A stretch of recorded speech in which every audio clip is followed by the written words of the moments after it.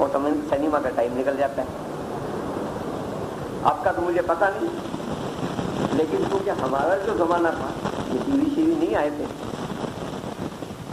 صرف دن کا ایک شو ہوتا تھا جمعے کے دن، تو اس کے لیے لوگ اس مسجد میں نماز پڑھنے جاتے تھے جس کے امام صاحب نے ذرا جلدی فارغ کر دیں، اور وہ دوڑ کے سینما کے شو میں پہنچ جائیں. آج کل یہ صورتحال آپ نے ٹی وی کے ڈراموں میں دیکھی ہوگی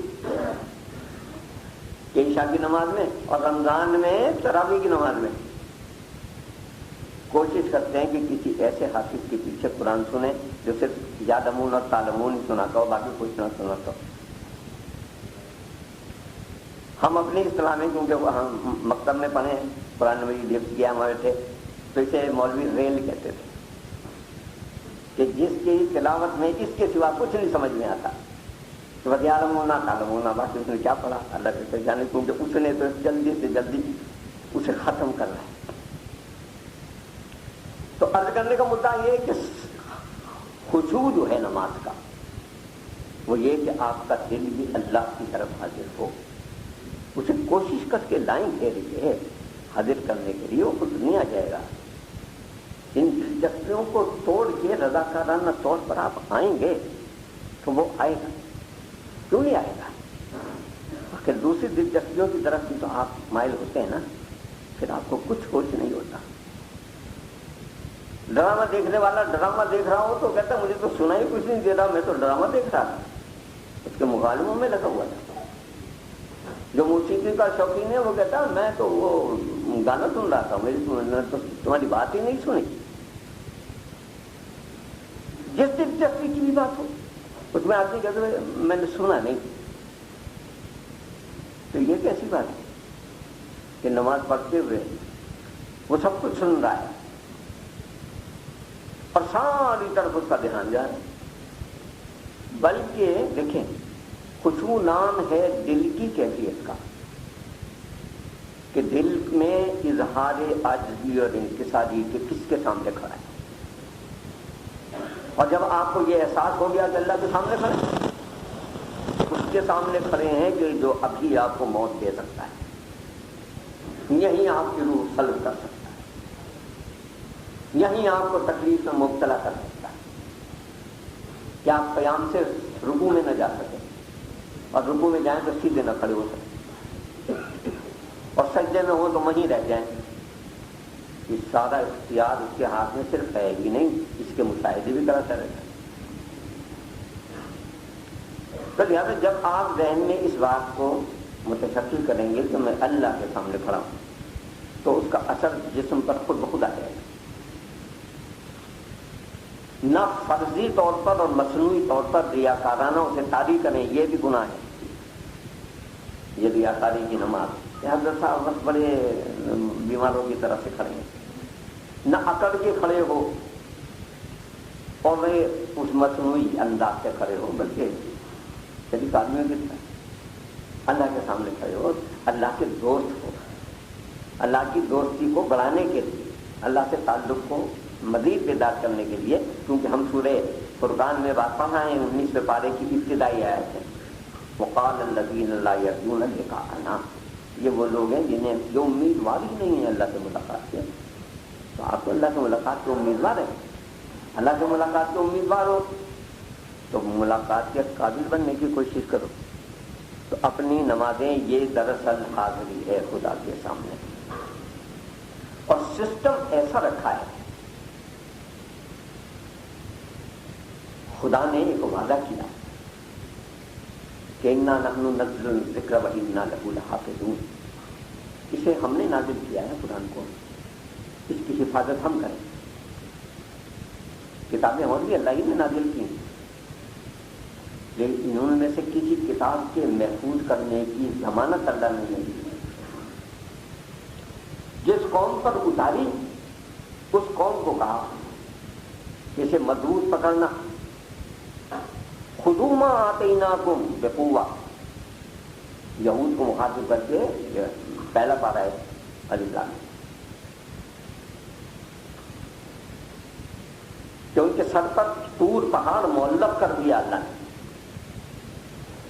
تو پھر کہا کہ خذوا ما آتیناکم بقوۃ، یہ جو آیتیں تمہیں دی گئی ہیں انہیں مضبوطی سے پکڑو. تو مضبوطی سے پکڑنے کا مطلب یہ ہے نا کہ انہیں ضائع نہیں کرنا. آیتوں کو کوئی آیتیں مجسم شے تو نہیں ہے نا کہ آپ اسے مٹھی میں ڈال لائیں گے. آیتوں کو اپنے اعمال میں سجاؤ کہ بھول نہ جاؤ، مگر ایسے بھولے کہ اوریجنل عبرانی میں تورات کے پاس نہیں، اسے ڈھونڈتے پھرتے کہ وہ تو احتیاط کے لیے ہیکل سلیمانی میں دفن کر دی کہ یہاں محفوظ رہے گی. اللہ نے تو کہا تھا اسے اعمال میں سجاؤ. تو عرض کرنے کا مدعا یہ کہ جب وہ دل میں خشوع ہوتا ہے تو جسم پر اس کا اظہار ہوتا ہے، اور وہ اظہار اسی طرح ہوتا ہے کہ آدمی پھر بالکل اللہ کے سامنے حاضر ہے، پھر اور کوئی کام نہیں کرتا، ادھر ادھر نہیں دیکھتا. قیام میں کھڑا ہے تو نظر سجدے پر ہے، مقام سجدہ پر.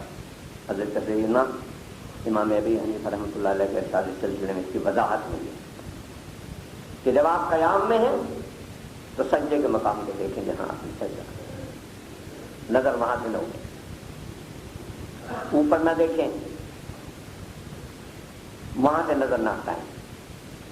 اگر گوشۂ چشم سے ادھر ادھر کوئی ایک آدھ دفعہ ہو جائے تو نماز میں فرق نہیں پڑتا، لیکن خشوع کا تقاضا یہ ہے کہ نظر آپ کی اور ہر نمازی کی اس کے مقام سجدہ پر.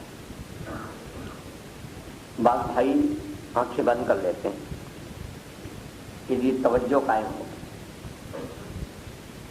آپ کی توجہ قائم کرنے کے لیے اللہ نے کوئی مصنوعی طریقہ آپ کو نہیں بتایا، فطری طریقہ. آپ کی آنکھیں بھی متوجہ ہو نا. آپ نے ان غریبوں کو بند کر دیا کہ وہ اللہ کے سامنے حاضر ہونے کے لیے ان کے اوپر پردہ ڈال دیا. آنکھیں بند نہ کیجیے، آنکھیں کھلی ہیں. حضرت سیدنا امام ابی حنیفہ رحمۃ اللہ علیہ کی وضاحت کے سلسلے میں یہی، آنکھیں بند کر لو گے نماز مکروہ ہو جائے گی، کیونکہ ایک حصہ ہے جسم جسے دیکھنا چاہیے تھا مقام سجدہ، وہ مقام سجدہ دیکھنے سے محروم ہو.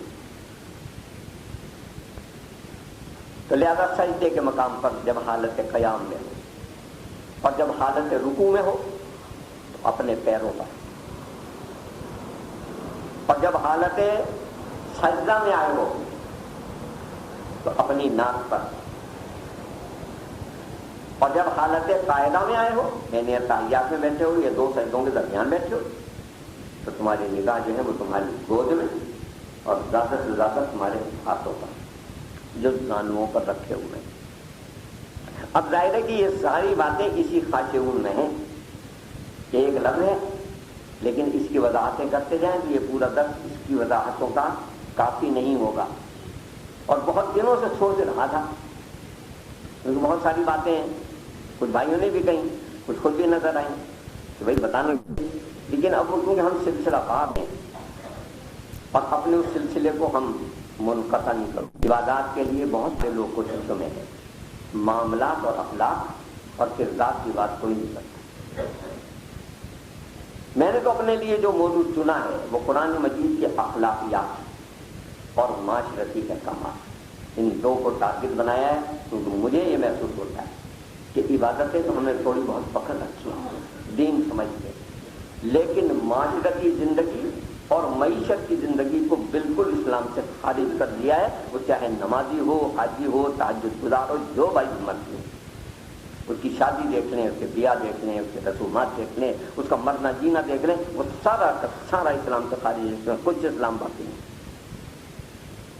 شادی میں سے مولوی صاحب کا خطبہ نکال دیں اور مرنے میں سے دعائے نماز جنازہ نکال دیں، کوئی چیز اسلام کی باقی نہیں. میں بڑے یقین کے ساتھ اور بڑی تحقیق کے ساتھ یہ بات کہہ رہا ہوں کہ ہمارے پاس جو کچھ بھی ہے اس میں اسلام کا کچھ نہیں، یا ہندوؤں کا ہے، یا سکھوں کا ہے، یا عیسائیوں کا ہے، جو یہودیوں کا ہے، سب کا ہم نے ملغوبہ بنا دیا ہے. اور جو کچھ بھی ہمیں مل جاتا ہے من پسند اسے بھی داخل کر لیتے ہیں کہ یہ ہماری برادری کی رسم ہے. بہرحال عبادت کے سلسلے میں کیونکہ پہلے وہ صلاۃ آئی، اور صلاۃ جو ہے سب سے اہم ہے، یہ اللہ کا حق. یہ اتنا اہم حق ہے